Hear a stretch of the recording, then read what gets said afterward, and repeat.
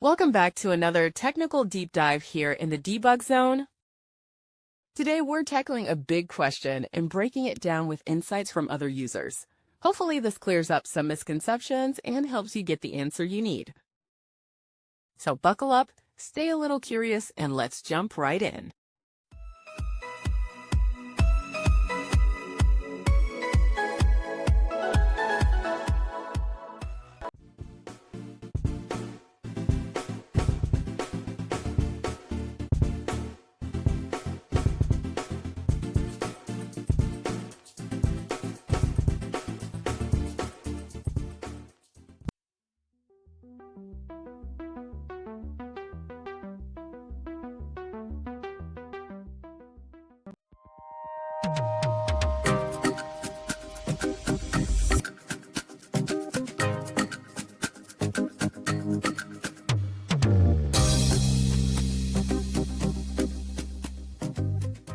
And that's a wrap.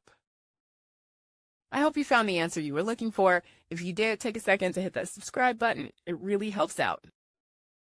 And let me know in the comments which solution worked best for you. See you next time in the debug zone.